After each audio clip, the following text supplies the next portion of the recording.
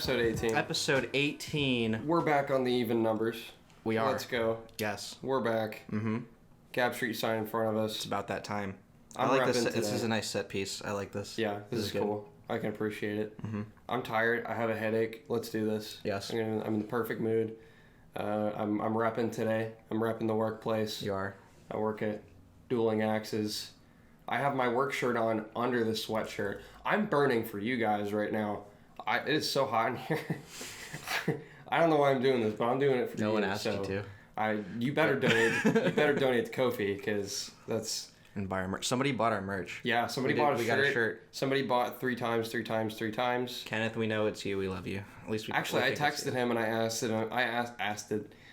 him if it was him, and he said no. It wasn't him? Yeah. Really? So he's either lying, and we're gonna see him, next time we see him, he'll be wearing the shirt as a meme. Interesting. But we got an anonymous message from it that just said like, "Hey, cool shirt, dude." Anyway, whoever you are, thank you for buying our shirt. Yeah, you're cool. Thanks, B. So let's get some regular messages out there first. Yes. Actually, I have one first. Okay. So, despite the last two episodes, we are still sponsored by Key Tea. Kind of. Key Tea, that's how it's pronounced.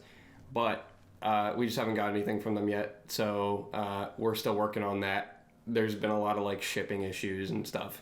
So probably if not the next episode, then the episode after that, we'll be sitting here with some bottles of tea to drink and probably repping some t-shirts. So shout out to KT. Key Tea. because they're the key to health and wellness. They didn't come up with that. I just did. Now they have to pay me for royalties on That's a slogan. Yep. Yes. You're a millionaire now. I'm a billionaire. Congratulations. I mean, if you want to slide some of that my way, because I mean, fair enough. I helped produce the show. Anyway, so we're also sponsored by The Green Room. Yes, of we course, helping get their name out there. It's the shop that's opening at the end of the year, hopefully. We're getting their name out there. They're helping us out. And if you don't know what they are, if you're new to the show, if you just for some reason happen to be listening to episode 18 without any context to the other episodes, they're a shop that's opening up at the end of the year that's going to be similar to a Waterbeds and Stuff, Spencer's kind of store like that, novelty shop kind of.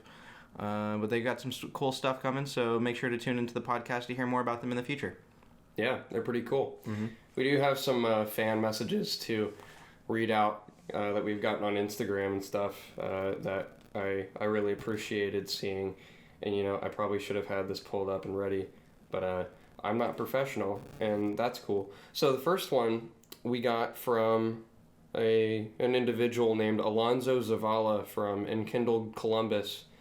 Enkindled Columbus is this new thing that's sprouting up in Columbus, and I haven't really done a ton of research into it, but they're followed on Instagram by some people that we follow, and their bio is that they are showcasing talented musicians and artists in Columbus, and part of the bio says, "We're not looking for your money. We want to watch you do what you do best," which we're gonna have to look into details about because I don't really know what that means. But that's cool. When they say we're not looking for your money, I feel like half the time they actually are looking for your money. Probably.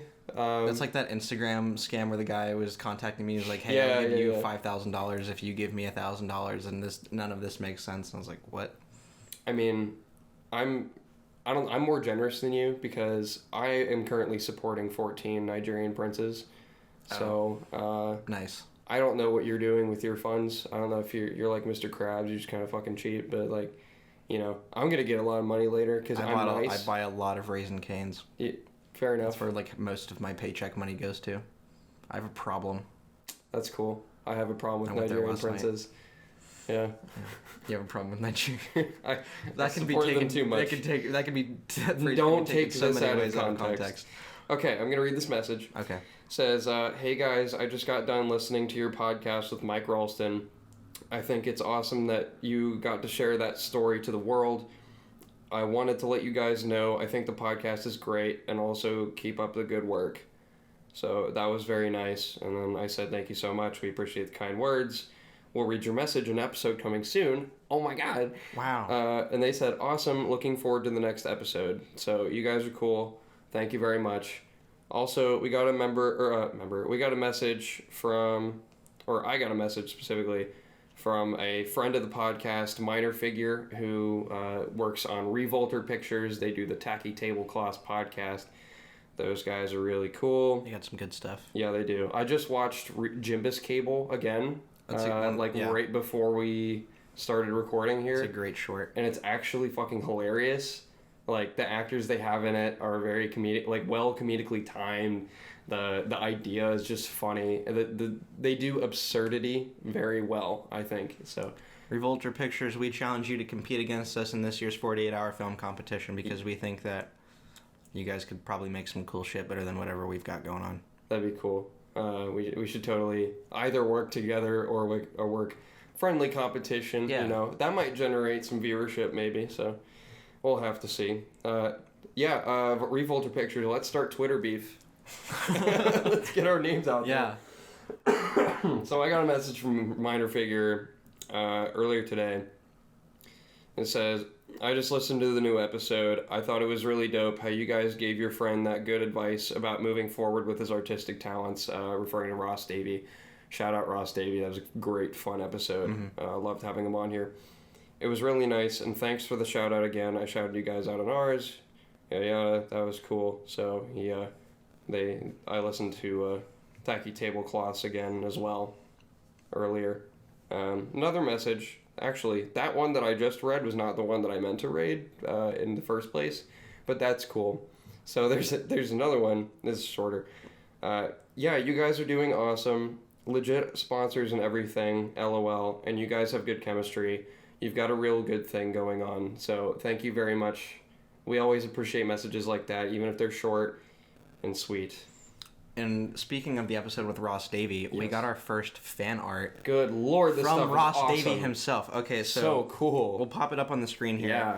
So right after the episode, this was this 2 days ago? Something like that. Something like that. That released 2 days ago. Yeah. But so Ross made some really cool art of the episode in his art style, where the three of us are chatting it up. Yeah. And it's when he sent it to us, I was like, holy shit, this is amazing. Yeah. Like, I loved it. And if you, I don't know. You had an all caps text. It was great. Yeah.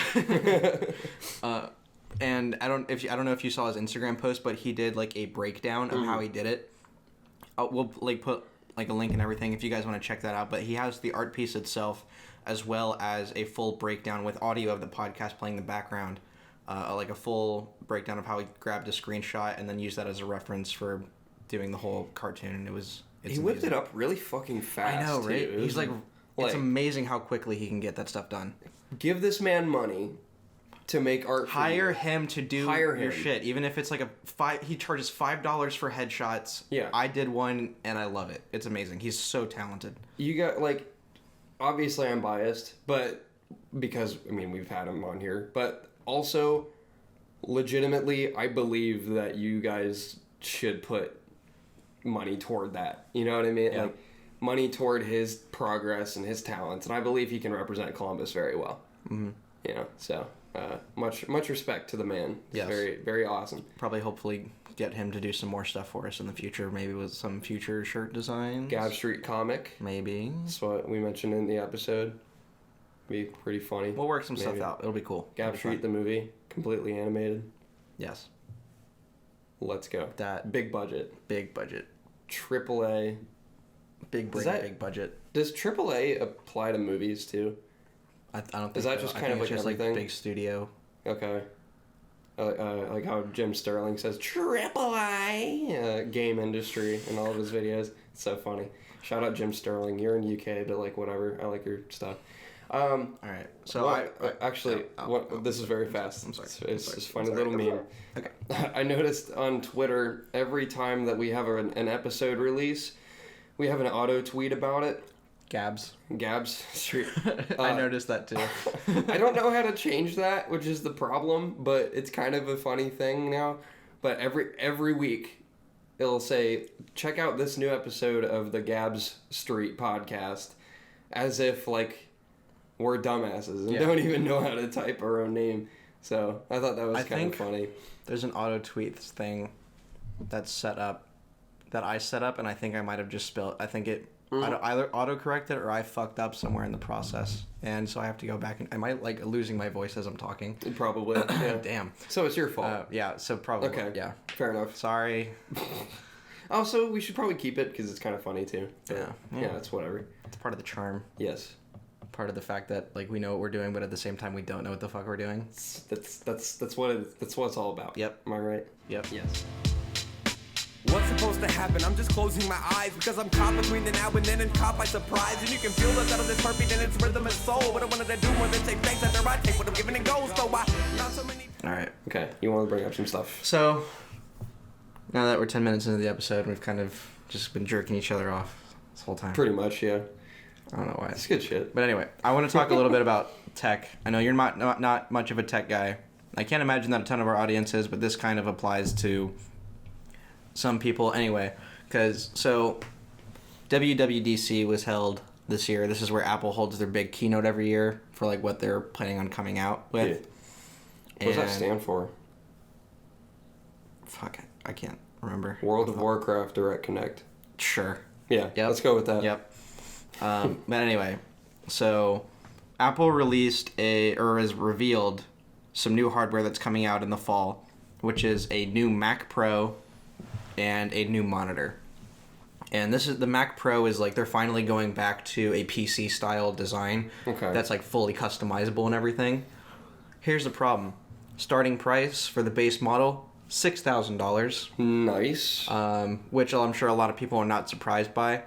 But if you look at the specifications for what they're putting in this base model, if you build the PC equivalent, and I feel like I'm such a fucking nerd saying this, you build like a computer for cheaper. But in this case, I like done this research, and I actually did a whole video on this whole like my reaction to this. I finally put up a new video on Parzival for the first time in a year. Let's go. So if you guys want to see that, Nice. you can check out that. I'll just briefly talk about some stuff here. But like you can build the same computer for like half the price. Or a quarter of the price. Here's the thing, though. I don't think when you pay $6,000 for that machine, in my opinion, you're not paying $6,000 for the hardware.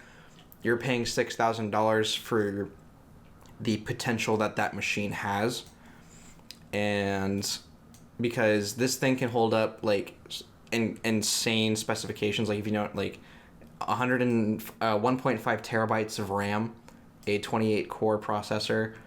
Oh, I'm sorry, how much RAM did you just say? 1.5 terabytes. So, Which is what is... so why is that necessary ever? glad you asked. Because oh, God. So that every time I talk to this about somebody, everybody is always like, nobody needs that much RAM. I need to run Crysis 3 2 at a time. But here's the thing. And like people are just like, nobody's going to buy a computer this expensive. Nobody's going to spec it out that much. It's like, yes, because this computer isn't meant for the average person. Even though... when Apple like announced it, like when Apple reveals a product, they reveal it as if it's supposed to be for both the professional field and for the average user, except for the fact that it's really not made for the average user. This kind of machine is made for people working in big movie studios and people Okay. where, you know, they're working with 8 ASMR. Water. Cory pouring water ASMR. But they're working with 8K resolution footage. Yeah. That is like little to no compression, and for that, and if you're working with layers of footage, Yeah. you're gonna need a lot of memory, because if you're shooting on a red cinema camera, like one of those like $50,000 cameras, those files are very memory intensive to edit, so you need a lot of RAM. So you need a little pocket change. Yeah, for that kind of stuff. and people are just like, well, it's like maxed out. This thing's gonna cost like $50,000, and it's like, here's the thing though, people that are probably editing on a $50,000 computer are probably using a camera that is also cost the same amount. Like I think the most expensive, or one of the most expensive cameras that out there, like cinema cameras that like both professionals and amateurs can really get their hands on, is cameras from the Red series, which is their 8K helium sensor, which is a $50,000 just for the brain. That doesn't come with like any accessories, and that doesn't come with a lens, handle, anything, just for the brain of the camera. Brain. That's what they call it now. Yeah. Holy shit. Linus Tech Tips did a video where he bought a bunch of first-party accessories, and like one full camera setup cost him like over $100,000. That dude has got that kind of money? Yeah, Jesus Christ. he bought 2 cameras. Oh my God. So and all spec'd out. Was like, here's the thing with like those kinds of cameras, you don't need to go all first party with your accessories. Like, you could cut the price down significantly if you went third party. As for like a lot of things, it's all kind of preference. Yeah. But so we're getting one of those for this, right? Oh yeah. Yeah. No. No. No. Yes. We broke as fuck. Yes. No. Yes. No. I don't know. No. Probably not. That's the dream. But yeah. Eventually. But they also released a monitor that's 6K Retina display, 1,000,000:1 contrast ratio. And people, and oh, here's the kicker. This is a meme that's been going around for like a lot of people. The stand for it is sold separately. 1,000. And it's $1,000. Yeah. Yeah. That's, pardon my French, but that's fucking retarded. $1,000 cheese grater. Yeah. So here's the thing, though. I think, is that my verbal tick? Here's the thing. Probably. I think that's my verbal tick. Probably. There it is. Or whatever. Yeah. So There it here's is. there. So what they should have done, and just about everybody, MKBHD did this video. A bunch of other people are talking about how they should have said, okay, the monitor is $6,000, but it's $1,000 off if you don't get the stand. That's how they should have said it. Instead, they said the monitor's $5,000 and you have to pay another $1,000 for the stand. Pleasant. Yeah. That's nice. And then Tim Apple went up and did the rest of his spiel. The glorious Tim Apple. Tim Apple. It's so funny. But That's so, like a neighborhood in Hilliard. yeah. Yeah. I don't know why I mentioned that, but it is. Guys.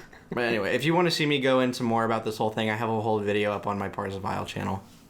I've got a lot of cool stuff that I plan on putting up on that channel throughout the summer. So if you guys are interested, if you guys Go like check it out. tech and video games and a lot of DIY stuff, go check it out because I got a lot of stuff coming up. I don't do anything else. This is You the do only music. thing I put out. You do music. I do music every once in a while, not for a little bit though.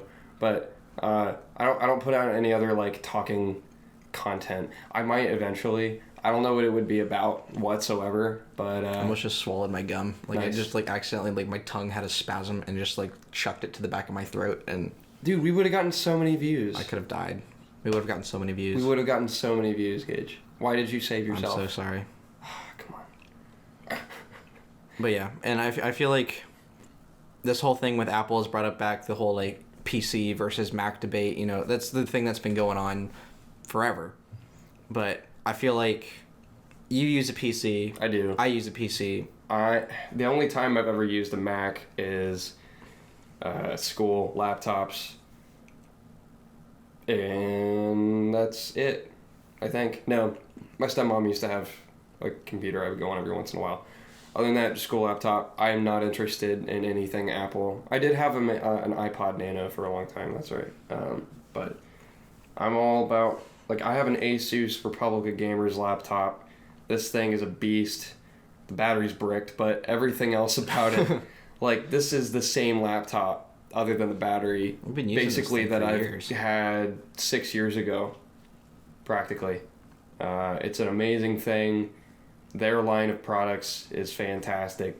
It'll run pretty much like newer games, probably lower settings. Yeah. But I'm fine with that.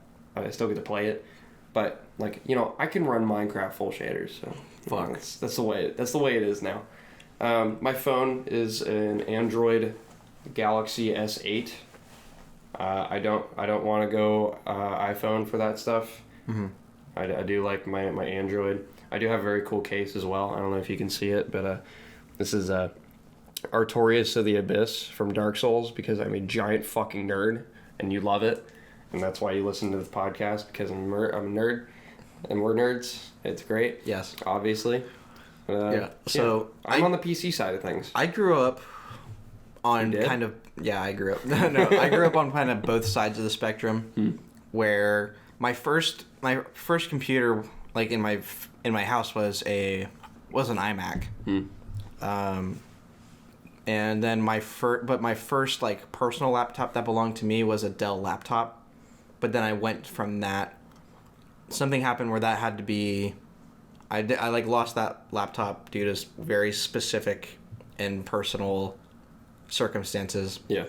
But later on, after, you know, begging my mom for my own computer, she finally got me and my brother a refurbished MacBook that I no longer have, but a friend of mine has. But him and I want to do some like tweaking with it, which might be another Parsifal video down the line. Just like, It's possible. but anyway, so I use an iPhone 7 Plus, just because my first smartphone was like an Android. It was like an LG phone. BT. Like, Keep going. I mean, it's Pride Month. It is Pride Month. Shout out Pride Month. Shout out.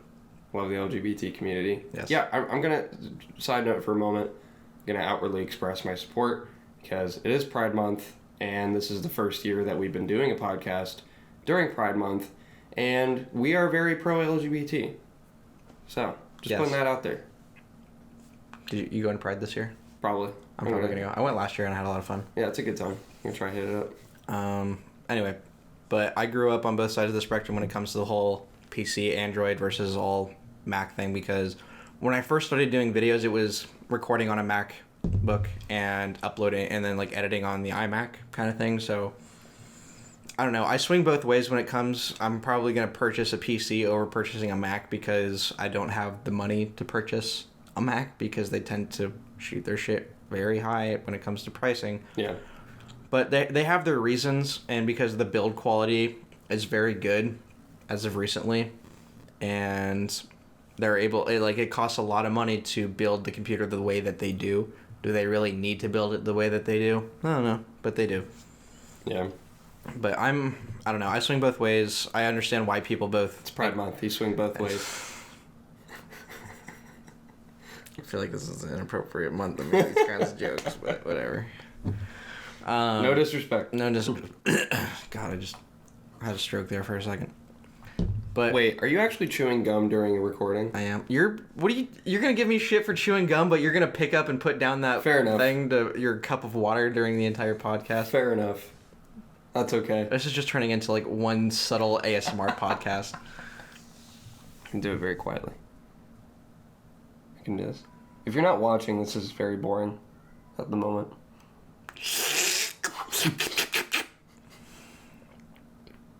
Oh, it was loud. It was still loud. It's still loud. There's no stopping it. There is no stopping. But yeah, I grew up not really knowing much about tech, but because when my laptop started to crap out on me, I didn't have money to get a new one, so I had to upgrade it, and that required a lot of research. Yeah. And now I work in retail electronics. Neat. Yeah, I'm planning on getting a college laptop here pretty soon. Probably like $600. I would stick with the Asus or the Acer brand because from Yeah. my experience, I mean, the Chromebook that I use is an Acer, and it came out in 2014. Yeah. It's a 5-year-old Chromebook that I still use to this day. Cool. Yeah, So- I was planning on getting the Chrome 2X, which is 2-in-1, splits from the keyboard and stuff. Nice. Yeah. It's probably, yeah. Long battery life, like 8.5 hours. That's pretty something good. like that. So I'm very okay with that, considering my school days aren't going to be that long anyway. Yeah. So that'll be cool. There was sorry, I didn't mean to cut you. No, you're fine. But there was a video that this guy, I don't know his name, but he goes by Dev on YouTube, DEV. He did a whole video about how you shouldn't buy really a gaming laptop for school. Mm-hmm. Like if you want to do a lot of schoolwork in gaming, because gaming laptops tend to be extremely beefy if you're going on the high spec, like doing high specs and everything. Yep. So his price, like say you have $1,000, you're probably better off building a like $800 like gaming rig, and then taking $200 and putting that towards like a Chromebook or some kind of like cheap laptop that you're just going to use for like, Google Docs and Yeah. like, I'm just going to be typing on it. yeah, Yeah, Google pretty Docs much that can nothing run else. like Spotify on the side and stuff like that. Yeah. Because for basic schoolwork, you don't need a lot, and people buy like super expensive. Which I can see why people pay a lot of money to because for like the newest product, even though they don't really need it, because they want that laptop to last them as long as possible. Mm-hmm. Which I get, but at the same time, it's you could spend half the price for a computer that's a few years older, and then down the line you still got to get yourself a new one, but in the end you're probably paying about the same. So it's either way. I mean, it's all really up to you. Yeah. It's That's cool. yeah, but yeah. If in my opinion, I think if you're going, how do you know how much that Chrome tab is? 600. 600. Which is like I got some cash for graduation. Is it like is it running Chrome OS or is it running like Windows? Chrome OS. Chrome OS. Okay. Yeah, which I'm fine with because I'm not I'm unlike you. Like you're going into a field that requires a lot of programs. Yeah. I'm going to psychology, so I don't really need anything other than typing and something to research on. I got you. So really, I could get a laptop that just has Chrome on it, and I would be covered. That's fair. Yeah. What are you gonna do for gaming though? Are you gonna hold on to this? I'm keeping this thing around. Yeah, because it has no noticeable degradation as performance goes. As looks go, there's really... You're missing a few keys. But... Actually, no, I'm not. Oh, did you get... I have all my keys. I thought you were missing, like... aren't some of them, like, not working or something? Mm-mm. I remember you talking That was my old one. Yeah. Your old one? That was a long time ago. Was it? Oh, for some reason I remember you, like, missing keys on this keyboard or something. Nope. This one's still holding strong. Oh. Yeah. Probably replacing the fans here soon, but... I mean, that's nothing. My laptop, I had to completely disassemble it. Yeah. And Jesus. This was a few years ago. I had to disassemble it so that I could clean out the all the dust bunnies out of the heatsink. I've done that too with this one. Mm-hmm. It was very scary, but I did it. Yeah, I had to watch like a disassemble tutorial to make sure that, because the Apple's really weird about how they piece it all together, because a lot of screws aren't the same size compared to like how most like PC laptops are. Yeah, you have to buy an Apple screwdriver. No, yeah. Well, the like the star head that you see on some computers and like most Apples, that was Apple's design, because when they came out with the first Macintosh computer, it was a proprietary screw, and because they didn't want other people opening up the machine, so they made a specific screw head so that nobody else could get into the machine but Apple. How do you feel about that? I mean, not being able to work on your machine. Yeah. Like, having only the geniuses be able to work on it. You know. Well, here, like, I assume they probably did it for good reason, because if the customer bought it, opens up the machine and breaks it, that just means Apple gets more money because they're going to be looking to replace the machine. Yeah. But at the same, they're probably correct me if I'm wrong, but I think they probably did it because they assume that the average person buying an Apple product isn't an enthusiast. Apple didn't start making computers for the computer enthusiast. They started making computers so that the average person that didn't know jack shit about computers could learn how to use a computer. Fair enough. And that was why there was a whole thing between Steve Jobs and his co-founder Steve Wozniak, between like specifications and how Steve Wozniak, who designed the first two Apple computers and was a big part of like the actual like engineering behind Apple in the early days, he was like, we got to make it so that because customers want to be able to customize their machine, they want to have like all these slots and add a bunch of expansions, but Steve Jobs didn't want that because he thought it would overcomplicate the process. Yeah. And just overcomplicate things. But Steve, like, they saw two different perspectives, which I can see both through, because like someone like yourself who doesn't know a lot about computers, or like knows less about computers, probably feels more comfortable going with something like an Apple device, because first of all, Mac OS is extremely user friendly. Yeah. Second of all, it's like pretty straightforward in terms of most things. You don't have to worry. I hate how they're like soldering things, like basically gluing the internals together, but like they're thinking that the average person isn't going to be worried about that. They're just going to be, because they don't want to take the time to do it themselves or have somebody do it. They'll just buy the machine as is and then worry about any upgrades down the line when they'll probably be getting a new machine anyway. Yeah. So I don't know. I understand the business practices that Apple does. Do I necessarily agree with all of them? No, but I can see why they do the things that they do. My inherent position toward those kinds of things, like anything corporate, like, you know me, I'm pretty much immediately anti-man. Yeah, pretty much. Like, I'm very stick it to the man when it comes to corporate practices. Anything that harms the consumer is pretty rough in my book. I understand the need to protect business as well, but when you have businesses that are that big. And I don't know if Apple is doing this, but I know there are other companies, such as companies in the AAA game industry. Shout out Jim Sterling again. He calls it quadrupleapitalism, so I think it's really funny. But they will, like, say Riot Games, for example, like they had a walkout and stuff.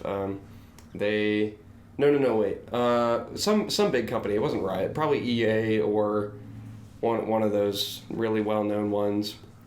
They have reported like enormous profits all the time, huge profit margins, yet they're still laying off workers, and they're still doing these scummy business practices of like DLC that should already be in the game, like taking the fun out of a game and then selling it back to you.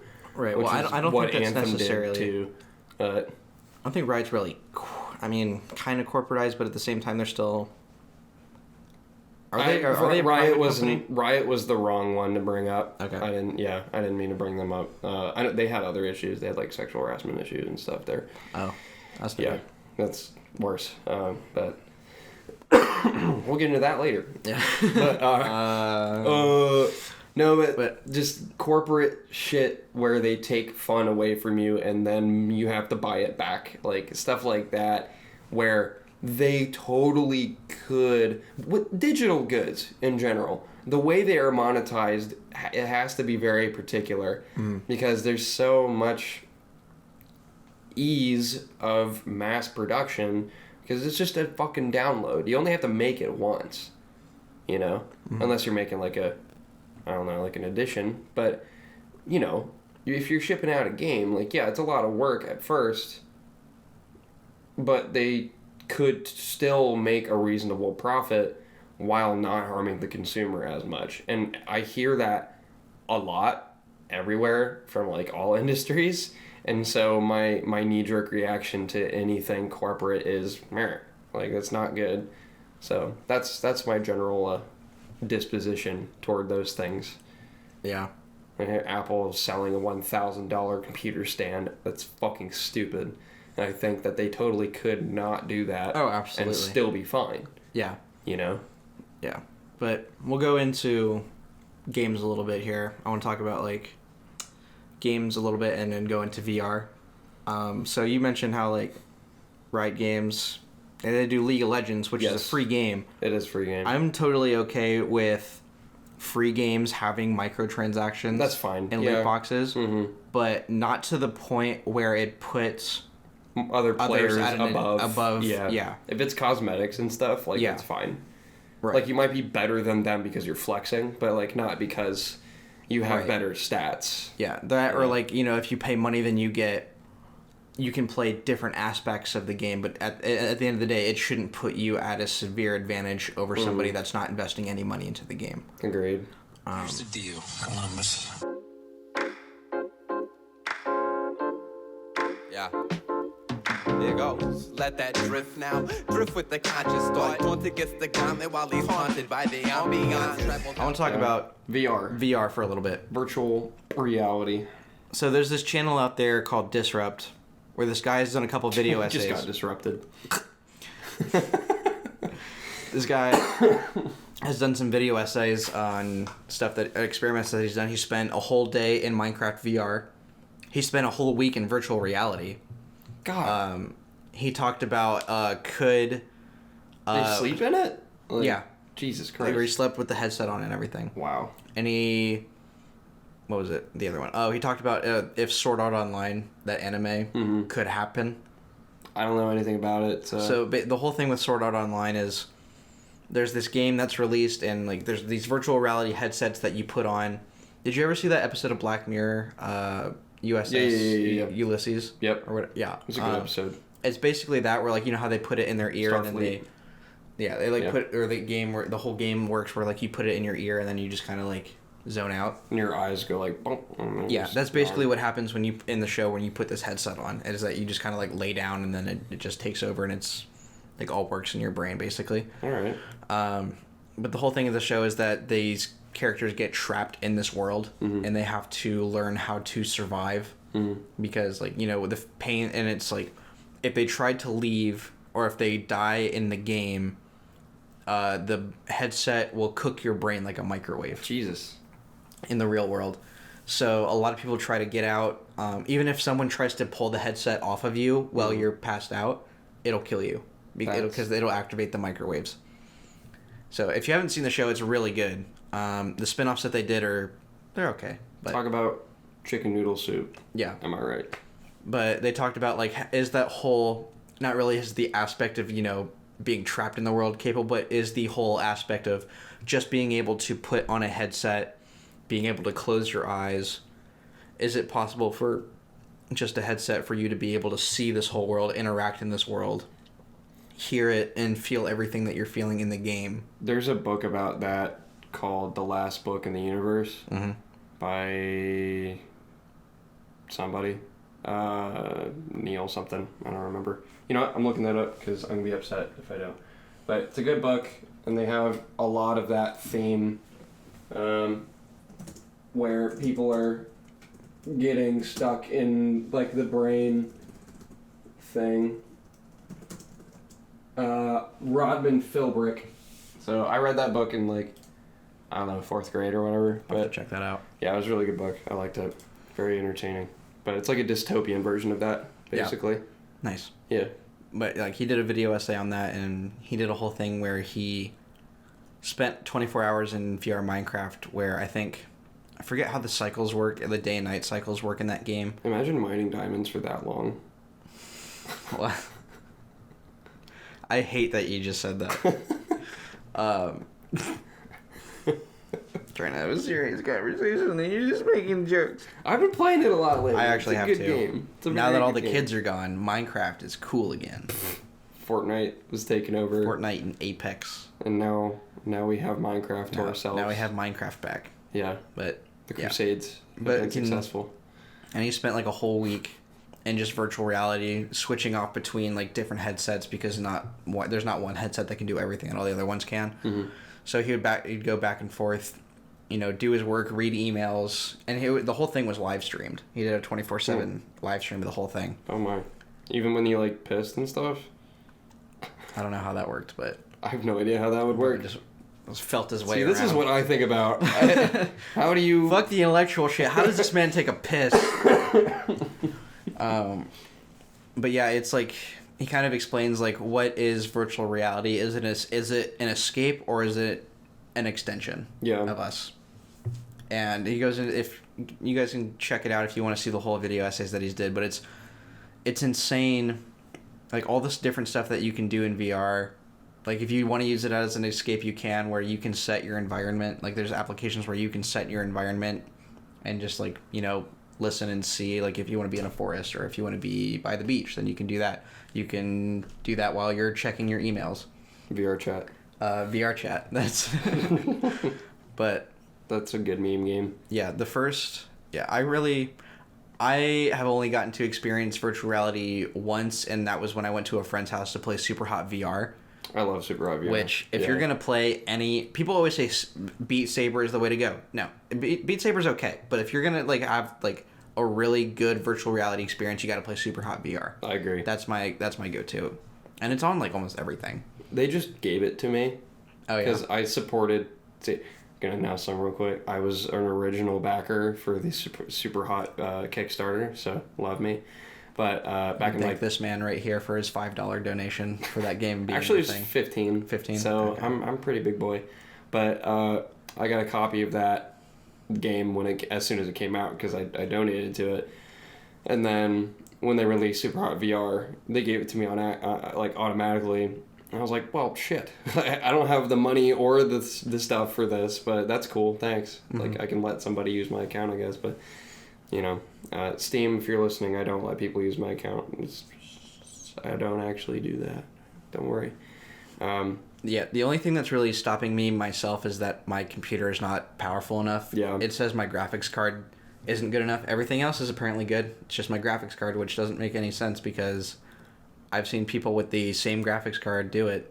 I mean, I have a if you know anything about tech, it's a 1050 Ti 4 gig super clocked, which Jesus. $175 back in the day. Wow. You're not gonna get it for that much now. Yeah. Thanks, crypto miners. Go fuck yourself. Nice. But yeah, I have a GeForce 880M nice. in my laptop. Pretty good stuff. Minecraft all shaders on, baby. Yeah. Let's go. Optifine enabled. How many chunks can you load? 32. 32 chunks. I can load 32 Dude, chunks. that's so many chunks. There's so many chunks, dude. Chunks, dude.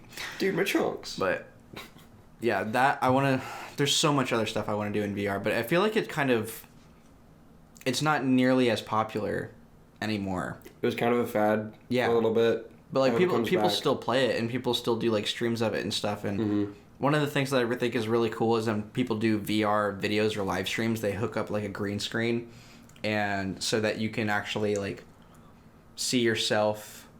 Like they position like a 3D camera in the game in a certain way, so that you or your like when you fire like lasers of a gun or something, you can see with the green screen and everything like the laser leave the controller and stuff. So That's like cool. it looks like you're actually in the environment holding the weapons and everything. That's cool.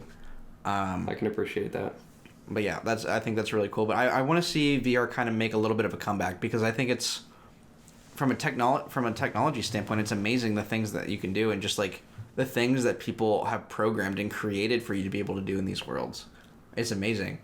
And I think it's only going to get even better when augmented reality and virtual reality fuse together. I don't know if you've seen any of the demos for the Microsoft HoloLens or anything like that, but like you can, so like virtual reality is like the world is completely different. It's like mask and everything. Augmented reality is stuff that, you know, can pop up and what you see.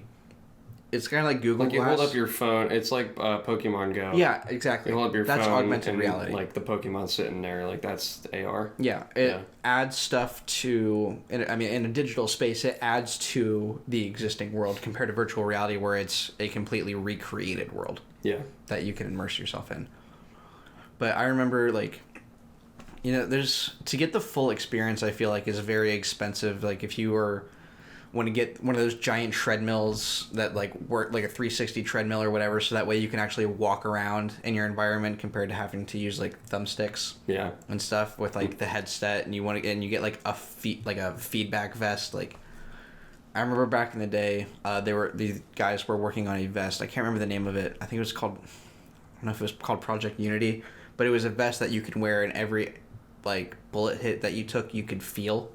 Like it would send this contraction, like it was like very light, but like you felt every point of contact that your vest that made. makes men feel contractions. That's what women want. Yes. Why would women want that? So we can experience what they go through in childbirth. Oh, that's already a thing. Oh, is it really? Yeah. Okay. Well, your wish has been granted. Yeah. Every man should have to wear that belt at some point in their life, I think, just so that we. But you gotta wear it on your balls. That'd be fucking awful. You talk about population control. But yeah, I want to see VR make a comeback, because I think it's amazing, and I think there's a lot of potential behind it, and there's a lot of cool people still making stuff for it. Agreed. But yeah.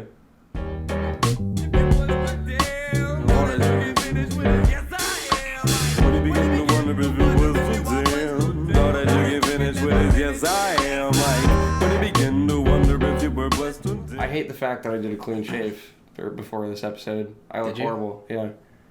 It's like not a clean shave. Not completely. You trimmed. Not completely, but there's like nothing left compared to usual, and I don't like it. I just want to say that before we go on to the next topic. Anyway, topic that I didn't tell you about, but I thought would be kind of fun, is if you were making a sci-fi movie or something like set today, but just with time travel in it. Okay. What would your set of time travel rules be, and how restricted would they be? It's funny you mentioned this, because I just saw Avengers Endgame again the other day. Nice. Because I went with Spoilers. I went with Emerson and Mike, because Emerson hasn't seen it yet. Yeah. They liked it. I cried again, hard. I feel. It's one of those movies that, like, when you watch the whole scene at the end, I'm not going to spoil it if you haven't seen it, even though you probably should have already because it's been out for a month and what the fuck are you doing with your life? But anyway, it's like that raw emotion that you get from watching, or at least in my experience, it was very emotional for me. And I watched it and, like, I was reflecting on the emotion that I was feeling at the moment, and I was like, this is why I want to do movies. This is why I want to work in film. Because I want to be able to make stuff that people can react to in a similar way, whether it's, you know, having the same reaction that I'm having right now, or if it's, you know, laughing, anything like that. Yeah. It's about, you know, sparking some form of emotion into somebody else. And but anyway. I respect that. That's cool. Yeah. But anyway, with your whole thing with time travel, time travel is very fucky. Every movie that has involved time travel has had its own set of rules. I can go through my rules if you want. If you want to set the example, go ahead. I like the concept that has been discussed by people who actually talk about legitimate time travel as possibly being a thing. Like, Einstein actually said this is a likely actual rule that would be part of time travel, is that you can't go back. You can only go forward, which makes sense. Explain. Because like, if time travel is gonna exist, then why haven't they come back already? And my answer to that is they can't, because they probably can't. That's how I feel about that. I feel like you should only be able to go in the future. Wouldn't even notice. Well, yeah, because then it would already be so like ingrained into our lives, and they probably have. Hitler probably was dead. He probably, like, World War II and some other timeline probably wasn't a thing. Maybe somebody started World War II. Oh God. Maybe somebody went back in time and kicked Hitler out of art school. Maybe there's another timeline where he did. This whole thing could have been solved, but somebody had to fuck it up. Maybe it's got real dark real fast. I'm sorry. Imagine if he didn't get kicked out of art school. That's the fucking thing that people have been asking each other for fucking 75 years. His art was good though. Have you seen his art? No. Please don't pull. I don't. I'm not gonna pull that up, but I mean, the man killed 6 to 12 million people, but that drawing though. We're not going there. I'm going purely based on my taste in art. And I looked at it, like, I was reading some article, and it was like, yeah, he did, like, art before all that. Mm-hmm. And all that, that's why I'm going to reduce that to. Jesus. And I could have saved the world, Corey, if you had just gone back and told Hitler that his art was good. Just gone back and finessed my way into the art school of, like, the faculty. Just been like, hey, this guy's cool. This guy's really cool. Please. He's so cool. But I thought his art kind of slapped. Honestly, I think it was Hitler's art slapped Corey Leo 2K19. It was just painting some fucking buildings, dude. But it was fine, okay? Imagine if that's all we had. And that's what he was famous for. The world would be a much better place. Yeah. Now, I'm going to send this episode back in time.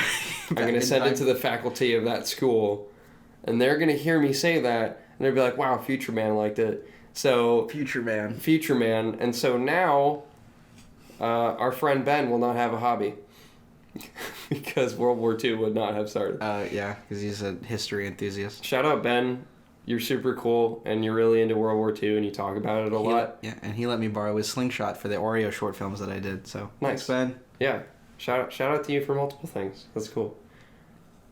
Speaking of Marvel Cinematic Universe, we gotta finish up. We didn't finish our time travel conversation. Time travel. Well, I just want to bring it up for a second. I'm hosting a giant marathon of it, like all 22 movies, at my house this summer, and Ben's gonna be there. And none of you are invited. None of you, haha. Now some of you listening are probably actually going to be there. So. We'll see. We're opening some spots because some people can't go, so you are totally welcome if you can call off work. I don't know if I'd be able to, because I got a lot of days that I've already got called off for the next 2 months because of college and because of the film competition I'm doing. You can drop in I'll and try out to. whenever you want to, though. July 7th through 11th. July 7th through the 11th? Okay, Yeah. I might be able to. Cool. We'll talk about that later. Other time travel rules. So obviously can't go to the past. Back to the Future is a bunch of bullshit. Oh my god. You can't go back and try to finesse your own mother. So Yeah. Yeah. Damn. Damn. So close. You're welcome, Cory's dad. There's that subtle incest joke in there for you. I mean, at the end of the last episode, you said it's allowed again. Jesus. Honestly, that was the only time travel I thought about. Can't go back and fuck your mom. I'll be completely honest. I didn't think much. There's that. You can't. Well, there's the whole butterfly where I think this is the butterfly effect where like one small change that you make in the past can have a drastic. Is the butterfly effect where you like, butterfly flaps its wing and creates like a fucking hurricane in another town? No. Okay, so I actually know where the butterfly effect came from specifically in literature, because we learned this in school like a few years ago. So to those of you who don't know, yeah, I actually did pay attention. Weird, right? Yeah. It's actually from a short story by Ray Bradbury. The name of it has something to do with the lottery. The storm. No. Ray Bradbury. The storm. This sound of thunder. So, yeah, the Sound of Thunder is what it's called. Basically, this story revolves around some dudes who are in the far future, and there's time travel technology, and there's what sounds like a really fucking cool idea. It's not, kind of. The way it's implemented in the story is very bad and unethical, but they set up a time travel thing to go back to the dinosaur age, and it was like you'd be able to go back and look at the dinosaurs. Mm-hmm. And when did this come out? Do you know? Like 40s, something like that, like a long time ago. And in the present time, their present time, the presidential elections were happening for whatever country they were in, and it was between some guy named Deutscher, who I'm assuming is referring to Hitler probably, so going back to the Hitler references, and then some other guy that was supposed to be representing like the good guy in the presidential election, and the good guy won in that day, and so they like went to go dinosaur sightseeing in the in celebration, I guess, and they went back, and I think it was like dinosaur hunting too, and they had marked dinosaurs that were okay to hunt, I think, that were not going to supremely like damage the future. And they went back, and there was like this path that they had to stay on, and if they stepped off that path it could be bad, but they were like, the people running the whole shebang were like, hey, you cannot step off this path, like you need to stay on here. Mm-hmm. And one idiot steps off the path for a second and steps on a butterfly, and they were like, do you realize what you've just done? And they're like, oh shit, oh fuck, and they run back to the time machine, and they go back to the future, and and because they stepped on that butterfly, the other guy was now president. Nice. Yeah, Deutscher won. And so now, like, it was like communist regime. The book is capitalist, like, propaganda, but also, like, they gave us the butterfly effect. And, like, that's why it's called that, because of that story. So if you didn't know that, it's a little tidbit of info. Learn something new every day. Pretty neat stuff. Were you in honors? Probably. Honors English? Back in, every year of high school. That's why I didn't learn it, because I was on level fucked hard. I might have learned it in middle school, though. I don't remember. Whatever. I think we had different teachers. Probably. Yeah. Yeah. We went to the same school, different teachers, though. True. But, I don't know, there's a lot. I think the movie that works with time travel that makes the least amount of sense is Looper. I haven't seen it yet. It's where Joseph Gordon-Levitt plays a young Bruce Willis, and the makeup that they have on him looks like shit, and the whole thing just doesn't work. None of it. It's just... Because the whole thing, it's like... So there's these guys, and they're, like, hired to kill... They're part of this company, but if you're a part of the company, at the end they kill you. Okay. And you know when you're going to be killed.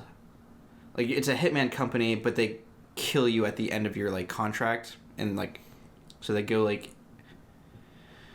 Because it's illegal to time travel in this universe. So if your old self... Laws. You have to, like, kill your future self. It's a really complicated fuckery mess. But anyway, it's like... I'm going to spoil the movie because it's been out for, like, 10 years now. So if you haven't seen Looper, I mean, you're not missing much, but... If you care, turn it off, It's I guess. fun, I guess. Yeah. But it's like Joseph Gordon-Levitt, he kills himself because his older self is about to kill this kid. But then, like, if he killed his... younger self killed himself, and that would just kind of, like, fuck over everything, and nothing would have led up to that in the first place. Yeah. So it would just create a paradox, like going back and killing yourself or killing your grandfather or whatever. The whole paradox thing is like, well, then you wouldn't be able to go. If your grandfather was killed, then you would have never been born, and you would have never been able to, go back in time and kill your grandfather. Right. That's the whole thing. Yeah. Jake Roper from Vsauce 3 did a whole video. I think he's done a couple videos on how, like, time travel and different paradoxes work. So if you guys are interested in that kind of stuff, I would definitely check that out. He goes into, like, a lot more detail than either of us could about that whole thing. Yeah. But I think I like the whole... There's a lot of plot holes. There's plot holes and holes in general when it comes to any movie that's try to do time travel. There were some in Avengers. Speaking of Avengers, did you know that those red and white suits that they're wearing are completely CGI? The time travel suits that they wear? That's crazy. Those are completely... I mean, the helmets are kind of obvious, but, like, the clothing... Wow. Because they didn't know what they were going to look like until afterwards. But every time you see them wearing the suit, that's CGI. Props to those effects people. Yeah. That's pretty cool. That's amazing. Nice. Where's JGL been? Why isn't he in movies anymore? JGL? Joseph Gordon-Levitt. I feel like I haven't seen him in stuff. What was the last movie? I remember he was in Snowden. It was the last movie I saw with him in it. Has he kind of dropped off a little bit? That or he's working on a bunch of other shit. Probably. Because he's, like, big time, like, I love him. I think I've seen a lot of people saying, like, I love this actor. He's the voice of Jim in Treasure Planet. Oh, really? Mm-hmm. That's cool. I didn't know that until... We talked about Treasure Planet last episode. I love that movie. That's neat. It's so good. It's like my childhood movie. Cool.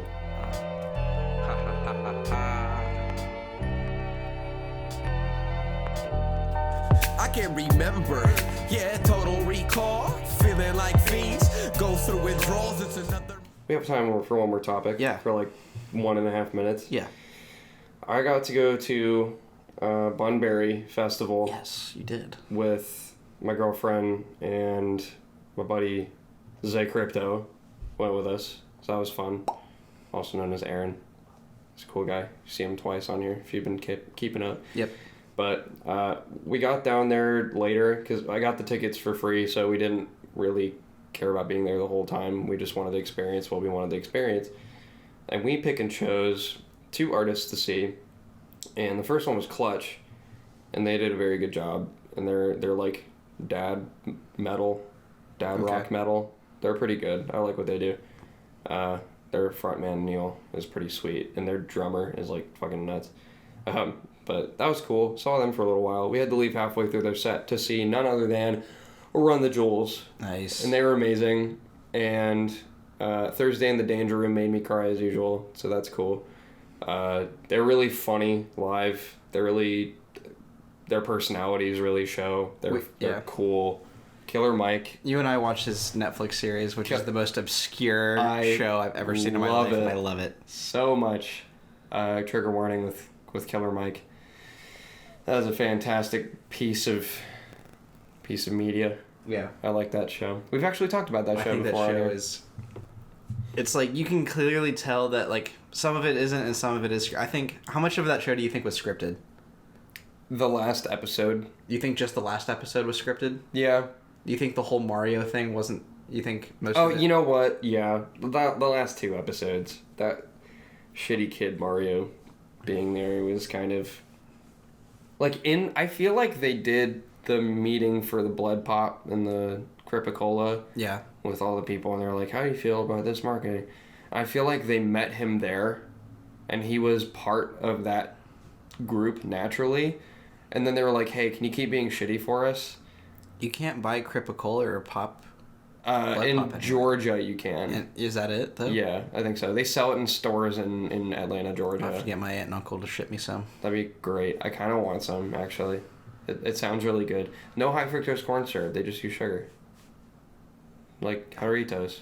My favorite thing on the internet, or one of them, is just the phrase high fructose corn syrup. I think that's funny. But anyway, how is Bunbury overall? It was pretty good.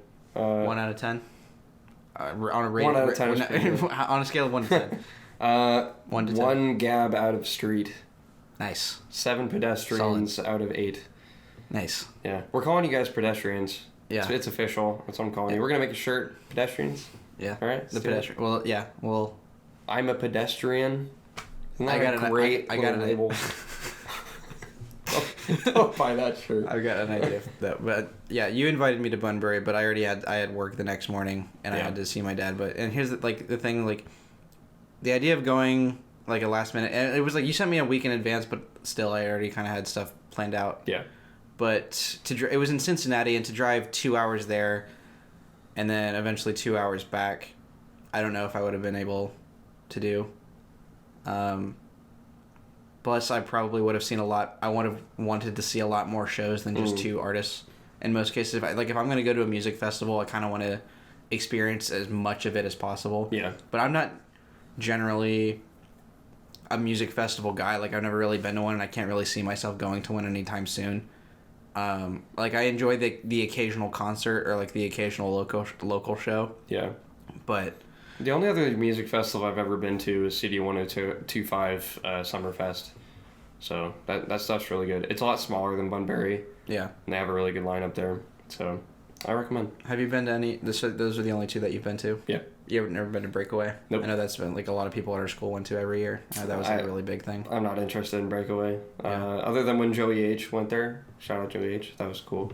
Yeah. We'll have you on here eventually. But Firefest 2.0 coming soon. Did you watch any of those documentaries I did about not. Firefest? I highly recommend. The Netflix one in particular, I think, is the best one. Okay, cool. That's where all the memes came from. About Nice. sucking dick for Evian water. Awesome. Nice. Let's go ahead and wrap up. Let's wrap up. Thank you guys so much for watching. Yes, thank you. Thank go ahead you. and check out all of our stuff. Yes. Check Kofi page, Twitter, Redbubble. Redbubble. Ross Davey, if you guys are Ross down to get Davey. some cool graphic stuff done for yourselves or anybody or your grandma, you know what to do. Buy it for your friends. Buy it for your enemies. Yes. Buy it for your taxi driver. Mm-hmm. All of them. Check us out on Podbean. I don't know. We're on everything. We're on everything. Green Room, thanks for sponsoring this video again. KT, thanks. KT, the key to good health. Yes. Pay me for that. He just trademarked that. Yes. We'll have that stuff here eventually. Yes. It'll be cool. So, thank you very much. We'll catch y'all next week. Would you go back in time and fuck Hitler's mom?